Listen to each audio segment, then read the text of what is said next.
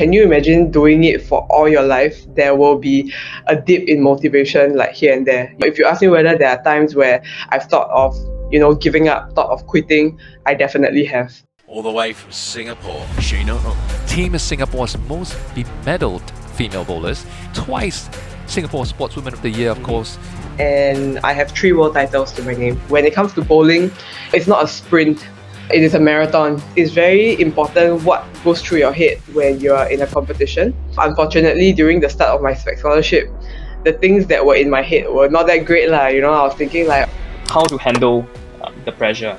You should be thankful that you're feeling the pressure. You are only feeling pressure because it means something to you. You represent Singapore on the international stage, you carry our flag high. You've won so many world championships, and because of that, help raise awareness and put our little red dot on the map. What does it mean to you to be able to do that? There are so many world champions out there, so many record holders, but this journey that I have, only I experience it and only I have it. So I think that, that's what matters to me the most. You said that you saw a sports psychologist to improve your performance. I got into the national team in 2004. I won my first world title in 2012. After that, I got so lost for a little while because I was like, now I have gotten it and I've won it. What's going to happen? Is this done? Am I done? What else is there to look forward to? And for a little while, I lost myself a little bit because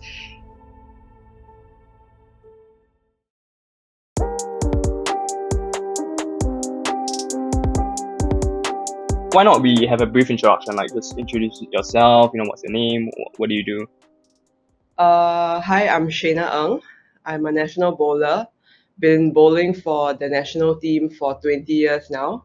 And I have 3 world titles to my name. Oh, that is amazing. Almost 2 decades. What made you start bowling? What started it all? So I guess to give everyone a little bit of context, I started bowling due to the influence of my parents. My parents used to go to the country club every Friday nights for their usual bowling with their kakis and type thing. Every Friday nights. So I would just tag along, and then I got so bored because I was just sitting behind and watching them bowl every Friday for 2 hours. And one day I decided, okay, you know what? Let me just try. Make full use of my time. Let me just try and join them. And I guess that was really the initial part of how I started bowling. One thing led to another. Initially when I was in my primary school, which is CHIJ St. Nicholas, there was no bowling CCA. So I joined netball. Netball was my CCA since primary 3. Now, so the CCA in my school was netball, and on the side, I was bowling with my parents, right? At the country club, the bowling, after a while, they started investing in bowling balls, equipment for me, started going for trainings, like coaching, private coaching type things. But this was just all on the side. Now, fast forward a couple of years, I went into secondary school. This time it was CHIJ Secondary Toa Payoh, IJ Toa Payoh. And I got in through netball. And I thought, okay, let's continue this netball journey. I didn't once think to switch over to bowling. However, because of my bowling with the country club, I started joining inter-club competitions and things like that.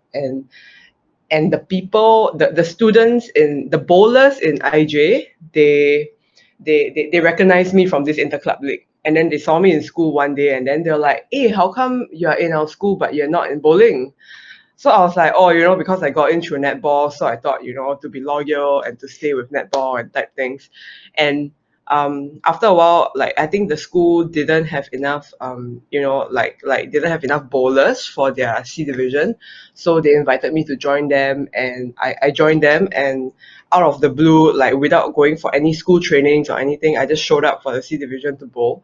And that C division, of course, I was Sec 1 and I was competing with Sec 1s and 2s, right? And I came in second for that competition. And it was like a big deal because during that time, nobody knew who I was as a bowler. Like I wasn't in the scene or in the fraternity or anything like that.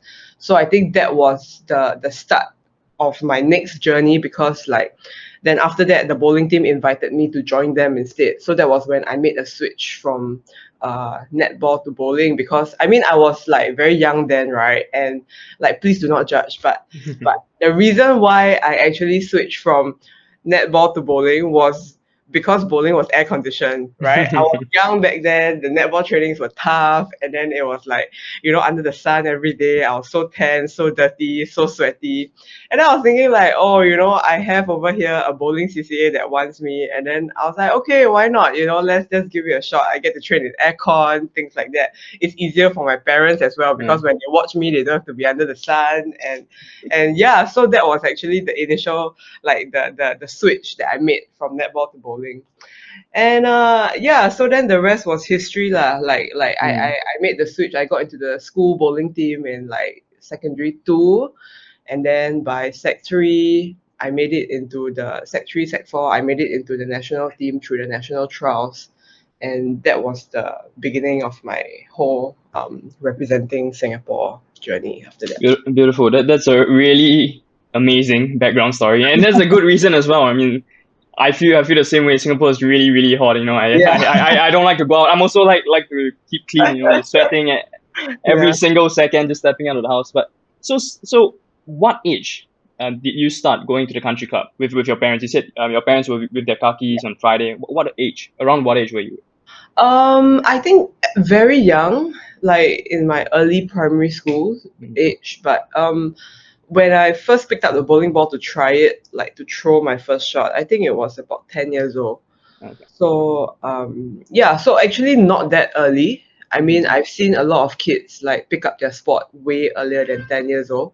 And yeah, so that's another thing that I always highlight to these days when I speak to parents about it. Parents will come up to me and ask me like, what can I do for my kid? Are they too late to the game? And, are they behind in terms of their performance, in terms of their technique and everything? I said no, because the very first time I touched a bowling ball was 10 years old.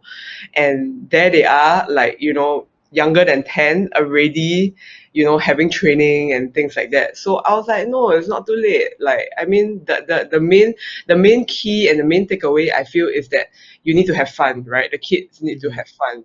The kid needs to have fun doing what they're doing, regardless of bowling or any other sport. Instead of being so, I mean, if you give a kid a schedule to just follow, every week you have 3 sessions of 2-hour training, that becomes very heavy for them. And it becomes a bit the worst thing you want to do is to put them through a burnout at such a young age lah, because I feel they should have fun. Yeah. Definitely, no, I agree with you. When you're having fun, everything gets better. And so I just want to confirm. So IJ St. Nicholas, St. Nick's didn't have bowling, but IJ Toa Payoh had bowling. Yes. Okay. That's Correct. cool. But since I started with St. Nicholas Yeah. being a netballer and got into Toa Payoh through netball, I thought that it would be the path, like I should just like stay that path and follow through with my netball journey. Yeah. Nice. Any idea if St. Nick's has bowling now? No idea. I don't think so. I doubt it. But like, yeah, I don't think a lot of primary schools have bowling actually, because I Yeah. think the bowling ball is not light. Oh, And yeah, you need to be of a certain build in order to, yeah. So yeah, there are definitely more secondary schools with bowling than there are primary schools. Yeah. Nice. Okay, let's go more into the competitive scene. I mean, you Yeah. represent Singapore on the international stage. You carry our flag high. I mean, you've won so many world championships. And because of that, help raise awareness and put our small country, our little red dot on the map. What does it mean to you to be able to do that?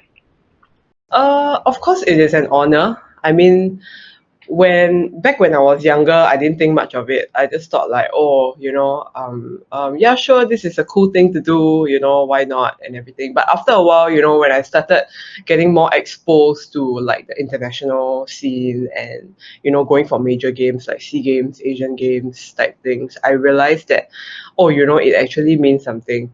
And I can tell the difference because back then, when I just started out on this journey, when like Singapore was not very known in the international scene yet, there are people coming to us and saying things like, oh, are you part of China? Things like that. We get that kind of comment Yeah. very often. But today they are like, oh, Singapore is the team to look out for, and they know who we are. They know that we're a small country.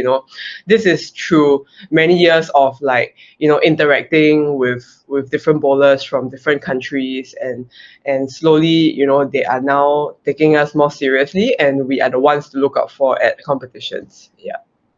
I mean, I've seen the list, it's like never exhausting. You've achieved numerous awards, accolades Yeah. throughout your journey even till now. What are some of the most memorable for you? I feel that, okay, not that I want to be, don't get me wrong, I'm not trying to flaunt or anything, Of but course at the not. end of the day, like all these accolades and everything, I'm not doing this for the accolades, Mhm. and I'm not, I'm just doing this because it is my passion, and I just want to enjoy the journey.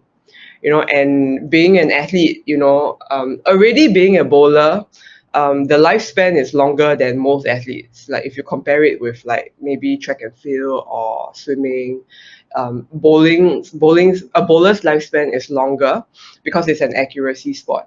But at the end of the day, even though it is longer, there will still be a time where we have to move on to the next phase of our life. And to me, I think it's just about enjoying this journey. And not a lot of people can say that they enjoy what they do for their work. But I feel that I am lucky in that sense where I get to pursue my passion and make a living out of it, which not a lot of people can say. So normally it's like, they have their passion and their job. It's like two different things. But then for me, I can say that they are one, and I can then put all my focus into, doing it right. And I feel that that is, yeah, so I feel that it's the whole journey, it's the whole experience that I've gained through the past like 20-25 years that cannot be replaced. Because if you talk about world titles or you talk about Asian Games medals, there are so many people out there with this kind of medals. There are so many world champions out there, so many record holders type thing. But this journey that I have, only I experience it and only I have it. So I think that that's what matters to me the most. Beautiful. I think you've explained it beautifully well. Thanks for that. And I subscribe to the same mindset as well. I mean, if you have passion for something, you're having fun doing it. Um, Over time, whatever comes with it, right? It comes alongside Yeah. it just comes with it, right? All Yeah. the good things that come with it. So no, I think that was really well put. I've seen an article of you speaking about how the Spex Scholarship helped you before.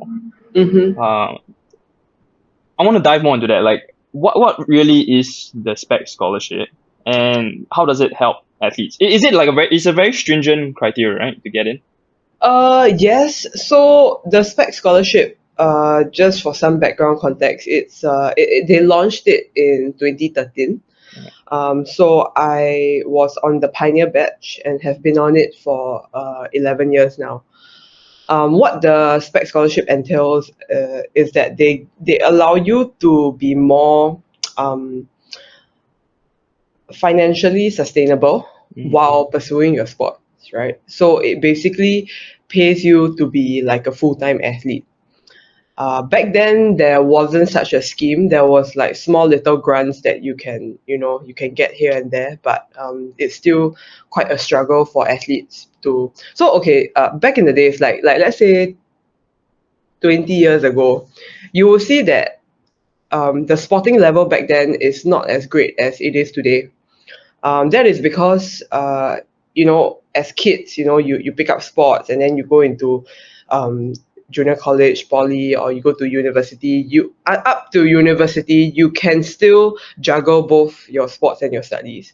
But the moment you're done with uni and you have to go out and look for a job, that's when you have to give and take. You have to like let go of something. If you want to focus on your sport, you cannot look for a job because the job will not allow you to juggle both. More often than not, it won't allow you to juggle both. But with the Spex Scholarship now, it's very different because now your sport becomes your full-time job. So that's what it's like for me. So going for trainings, going for gym sessions, going for competitions, everything is kind of part of my job. And that comes under the Spex Scholarship. So it pays you like a monthly stipend. So that's like your allowance type thing per month. Every month it will come in. Then it also covers your equipment. Like if you need to get we have so many bowling balls, we need to purchase equipment. It covers overseas travel, so like accommodation, competition, entry fee, flights, things like that. So it's all very well rounded. And apart from that, they also provide like a very holistic approach in terms of like the sports science side. So we have like psychologists, we have physiotherapists, we have strength and conditioning trainer. So all these are the things that they package it together, and this becomes the Spex Scholarship. I can say for sure that this has helped me. I can't say for the rest of the athletes, but I mean it's helped me, be able to pursue my dreams and everything, because I was very lucky when 2012 I graduated from uni. And back then I didn't know that they were going to launch this Spex Scholarship. So in my head I'm like, okay, so what am I going to do in my next phase of life? I was thinking of what I was going to do. And then came the Spex Scholarship, and I was like, oh, yeah, let's give this a shot. And because of this, like I feel that it has lengthened my sporting career, and it's given me so much more opportunities to pursue what I want to do. And yeah, otherwise it's safe to say that without the Spex Scholarship I won't be bowling today. Yeah. Thanks for the really well explained summary. I really have an idea of what a Spex Scholarship is all about now, and I'm sure because I in recent years, and I'm surprised you are part of the pioneer batch. And I've seen a lot of top athletes now. I mean, in Singapore, also on a Spex Scholarship. And just two quick questions on it. So, I mean, obviously you have to have a certain level and to meet the criteria to get into the Spex Scholarship. But let's say you already got the Spex Scholarship. Is there any way, like, if you don't hit a certain level, that you are dropped out, or is it possible? Yeah, so within the Spex Scholarship, there are like different carding levels. So you can go up and down. So like, I mean, if you are a world champion, of course you're at the top tier. Then it goes down like, top 8 in Asian Games or whatever not. And then it slowly goes down. Now, yes, it fluctuates based on our performance. And with every sportsman and sportswoman's performance, it's never constant. It's always up, down, up, down, up, down. And we can never always be on the top of our game for a very long time. And so when I first got on this Spex Scholarship, I actually felt the true pressure, because up till the Spex Scholarship, right, to me it was like, oh, this is something I like to do. It's fun. Bowling is fun. Let's just see where it takes me. But when the Spex Scholarship started, then there was this thing, we need to hit KPIs every year. So at the start of every year, like the coaches will have a sit down with us to go through like all the competitions that we're going for the year. And then they will say like, okay, there will be specific targets. Like this competition, you need to get top 3. This competition, you need to get top 8. Why this is top 3 and why this is top 8? Because the top 3 has weaker opponents. The top 8 has more opponents. So it depends, right? And then, so that's when I felt the true pressure, because I'm like, oh no, now. So at the beginning, I would say it was quite a struggle, because when I go for competitions, I'm like, yeah, fine, I'm on this Spex Scholarship now and everything, but that also means that I have to perform. There's a pressure to perform because we have to hit these KPIs. If we don't hit this set of KPIs, then there's a possibility that we might get dropped in terms of the carding, and dropping in terms of carding would means that you would be getting a lesser amount, stipend amount the following year lah. So yeah, at first it was quite nerve wracking for me, because when I was bowling at competitions, my mindset was like, oh no, am I gonna hit my KPI for this competition? And how far away am I? And like, those kind of thoughts came creeping into my head. And it wasn't healthy lah, because you should be bowling your best and you should not be thinking about all this. And which is why also, like, I had to work very closely with a psychologist and everything. When it comes to bowling, it's not a sprint. um it is a marathon. It's not like running track and field, where, like, 100-meter sprint is just going to take you a few seconds and then it's over. But bowling is like the longest, right? So the longest I've ever bowled for was close to 11 to 12 hours. Oh. And that was like a full day. 23 games I bowled that day. So it stretches over a large span of time. And actually, the bowling part is very short. The time taken for me to pick up the ball, go on the lane, aim, and execute the shot is just a couple of seconds. But the amount of rest time we have, like when we come back to wait for our turn, wait for the other player to go before we go, waiting for our turn and things like that, it takes those period of time are longer. And what do you think and what do you tell yourself during those periods of time? And I think that can make or break your performance, because if you throw a bad shot and you come back and during your wait, you're gonna think like, oh no, did I screw up?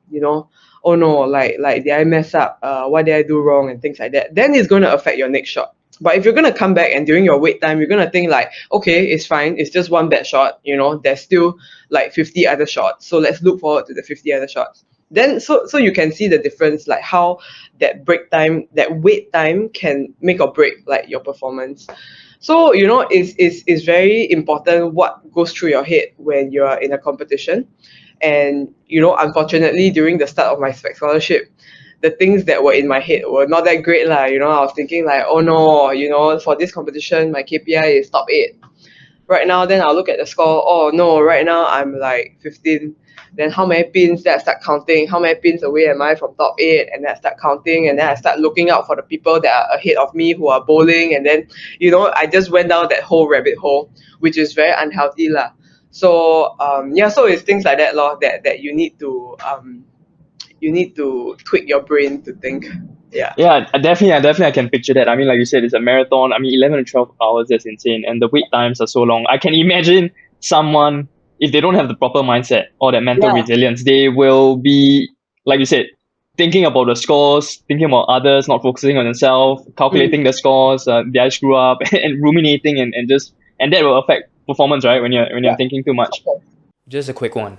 I remember back when I was younger, I was going through an incredibly tough period in my life where I had no one to talk to about my problems. There was no place I could share my honest thoughts and feelings because I was just so afraid of being judged by people. And I realized that was so bad for my mental well-being. It's like bottling up everything and just waiting for a day where it all explodes. So no, we're not going to let that happen for you. Because my team and I have developed a free social app called Huddle.so, where you can share all your problems anonymously, whatever is currently on your mind that's bothering you, whatever is making you upset or giving you sleepless nights. This is a non-toxic app where you can just be yourself, heal, and make many wholesome friends that will be there for you to support you during difficult times. The app is currently available on iOS at the moment, so good news for iPhone users. But we are working really hard to get an Android version out as soon as we can, so we don't miss out on the rest of you. So trust me, download the app, give it a shot, and I guarantee you that your future you will thank you for taking care of yourself. I'll put the link in the description below as well, and I'll see you in Harvest. I think one thing very interesting that you've mentioned about before that I thought that I wanted to ask you about was what you just mentioned, sports psychologist, right? And you said that you saw a sports psychologist to improve your performance. And can you walk me through how a psychologist could be helpful for an athlete? I mean, coming from my experience, and recently I've also been seeing a lot of top tier athletes that are seeing psychologists, and this psychologist, sports psychologist, has been helping them so much in terms of, like unraveling their brain, their mind, their emotions and everything to perform at the highest level. Because I'm sure a lot of things go through an athlete's mind Yeah. day in, day out. So what's your experience like? So when I was younger, I didn't really quite subscribe to the idea of seeing a sports psychologist. But I guess when you have reached a certain level in your sport, um, you know, I feel that what happens, like, okay, if I give you a set time to practice a skill, you can probably be as good as me. Like if I give you 1 year, I teach you a technique today and you practice it over and over again, you'll probably be as good as me in 1 year's time. But if you don't have the willpower, or like the psychological power to push through, then you are when the time comes, you're still not going to be able to execute it the way you practice. So I think like psychology works in a way where it helped me to put whatever I train into the competition. Because if you train so hard during training, you are in a setting where there's no pressure, no nothing. You can do it damn well, and I can do it damn well at training. But I realized that after a while, when it comes to pressure situation, I cannot execute because the nerves come in and everything comes creeping in, and then given that environment, I'm not able to execute it the way I did during training. So I think this part, psychology can help. And I think with the help of psychologists, I don't want my psychologist to give me answers, but psychologist is more of he or she, they are there to guide me to looking for my own answers. And it can be anything. It can be to do with your motivation levels, because sometimes when bowling is the one thing and only thing I have done in my life. And can you imagine doing it for all your life? There will be a dip in motivation, like here and there. If you ask me whether there are times where I've thought of, giving up, thought of quitting, I definitely have. And what made me push through? It's the mindset, right? It's everything to do with the mind. It's not so much the physical or the technical stuff anymore. It's more of the mentality towards like my sport. So it can be that, it can be motivation levels, it can be, to handle pressure situations, or it can be also to find meaning. Sometimes you lose meaning, you keep doing everything repetitively every single day. Like I go for training, sometimes after a while, you don't even do it with a purpose anymore. You just wake up, go for training, it becomes so routine. And I think like to also look for that purpose again and to see what we can do better. It can be for goal setting, it can be for everything, it can be like for a so okay, let me just share with you one story. So when I got into the national team, so naturally, as with everybody who's gotten into the national team, their goal is to one day become a world champion. And so that has always been my goal. So I got into the national team in 2004. I won my first world title in 2012. So that was 8 years, right? So I worked my way up. 8 years, 8 years, 8 years. And then I just train and compete, come back, reflect. I'm just in my small little bubble, get better, get better, get better. Finally, I won my first world title in 2012. After that, I got so lost for a little while because I was like, okay, like what's next, right? Because like for the past decade, my goal has to become a world champion, and now I have gotten it and I've won it. I felt so lost after that for a little while. I'm like, what's going to happen? Is this done? Am I done? Like what else is there to look forward to? And so all these questions started coming in, and for a little while, I lost myself a little bit because everybody's expectation of me has changed, right? Pre-world title, if I finish like second or third in a competition, pre-world title, people will come up to me and say, "Great job, Shay. Like, well done today." But post-world title, if I finish second or third in any competition, people will come up to me and they'll say, "What happened, Shay? Like what's wrong?" So it can be the same result, but just because of timing, people's perception of you have changed. And that's when I realized like, whoa, people are expecting a lot more from me. and can I actually live up to their expectations, things like that. So media has higher expectations on me, friends have higher expectations, coaches, the people around you, your fans, they all have they've leveled up in their expectations for you, and those are the things that I have never practiced, or I have never prepared myself for, because all this while I just thought, okay, I just want to be a world champion, I just prepare as well as I can to just achieve that, but I've never prepared for what came next. So that time was quite rough, like like when I went for competition, I found myself thinking, like, when I throw a shot and I don't strike, I come back and I'll be like, oh no, like will they be thinking that I'm very lousy, or like, things like that. So it's thoughts in my head, right, that you need to manage.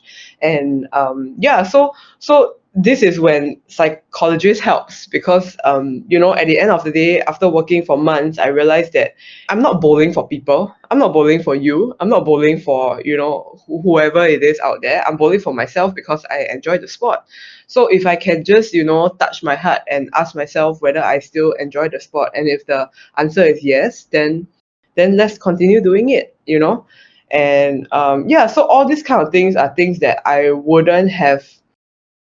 um, I wouldn't have overcome without the help of psychologists, because I feel that technical skills, tactical skills, after practicing for a couple of years, you will get there. You will get there. But what makes a difference between here and to become a champion?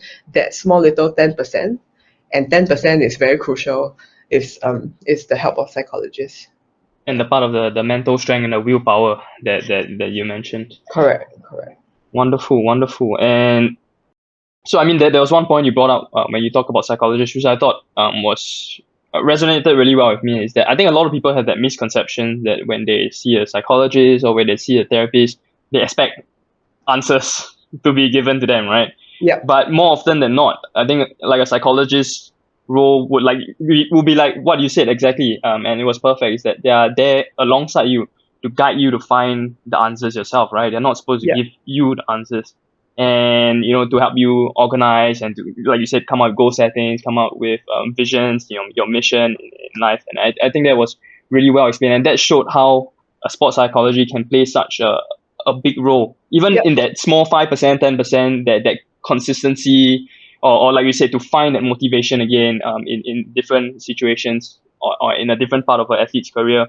I thought was fantastic. I mean, if there was one tip, like you said, post world title, public perception change, media perception change, people expecting differently from before you had a title. What is one tip you would let a person or athlete know how to handle the pressure? I think that, to me, like everybody, this question gets asked a lot, Mhm. and my only answer to it is to get used to it and enjoy the pressure. Because when people tell me that they're stressed and wow, very stressful, a lot of pressure and everything, I say, like, you need to look at it as a positive thing, because you are only feeling pressure because it means something to you. Because if it doesn't mean anything to you, you're not going to feel pressure. You're going to be like, okay, whatever, like. So it's good that it means something to you, and hence the pressure.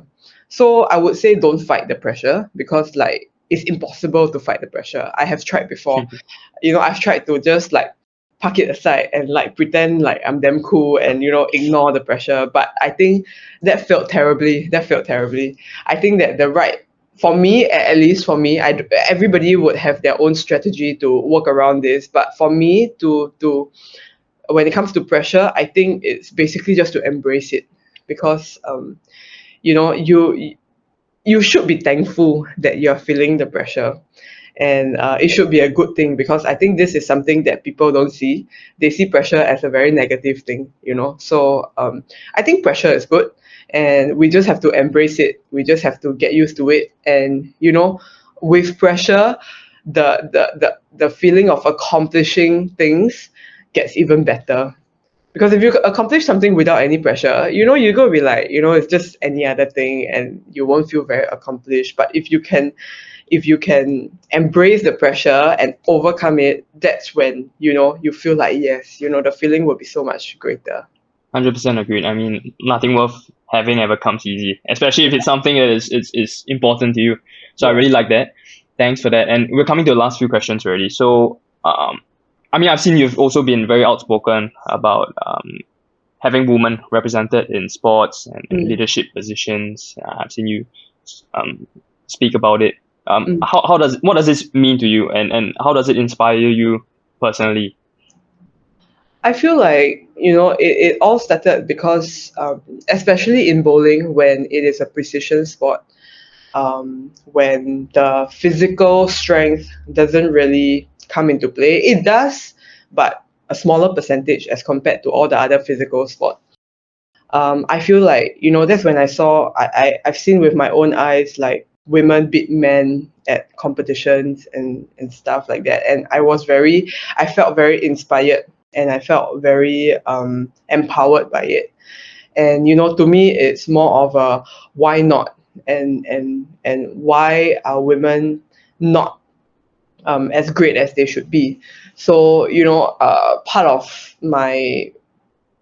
of this also brought me to, because now I'm on a team. It's called the Women in Sport Committee.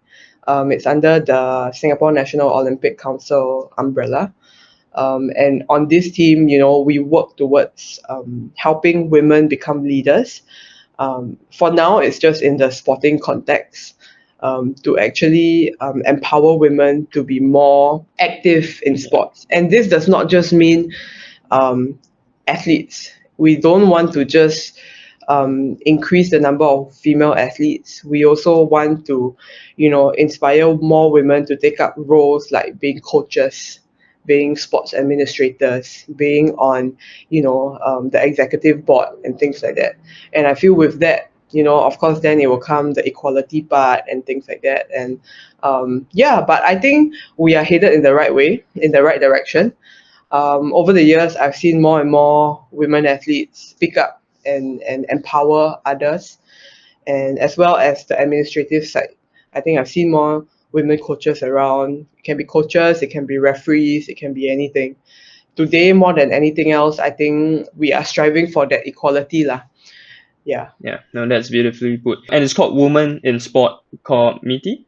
Committee, yes, it's under SNOC. So if you go Oh to yeah, SNOC's website, like, and you click a couple of times, look for the Women in Sport Committee. They're there. Yeah. wonderful. I think a lot of because most of half of our listeners are women, and I Oh, think is that right? yeah, they'll really appreciate that. They'll definitely check it out.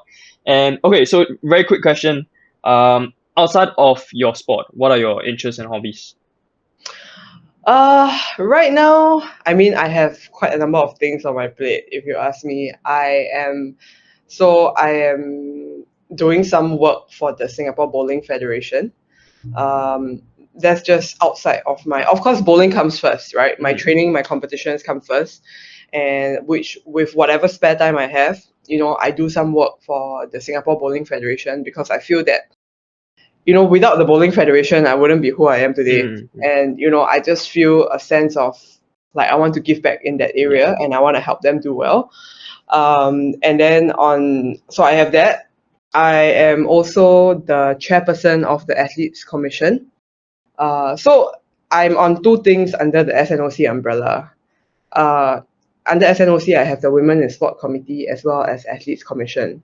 On the Women in Sport Committee, I'm just a regular member. On the Athletes Commission, I'm the chairperson. So being a chairperson on the Athletes Commission, basically, we are the voice of all the athletes in Singapore.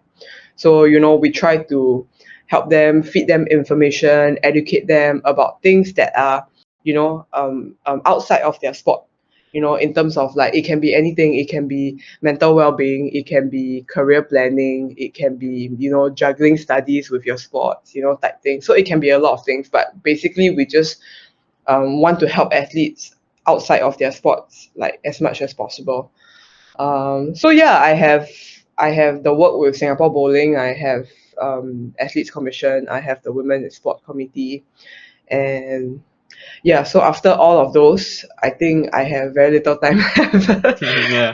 And yeah, I just enjoy, spending my time just doing nothing. Actually, it's very good for me. I'm an F1 fan, so I watch F1 every other week. I'll be watching F1, and yeah, so I think that's about it. Hanging out with friends, the usual lah, the usual. That sounds great. You seem pretty occupied with a lot of your roles, and yeah, no, I like that. Okay, Yeah. so I won't take out any more of your time. Yeah. No, you're very busy.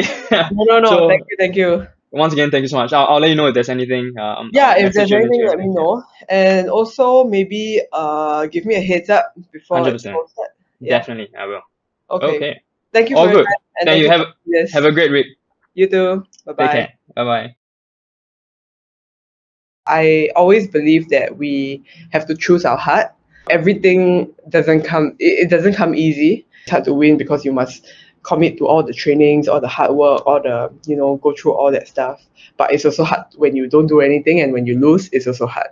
So this, I feel, can be used and it's very appropriate, and I resonate with it very well because it can be used with anything in life as well. It's hard to be poor, but it's also very hard to be rich. Everything is hard. Like literally everything is hard, and we just need to choose our heart.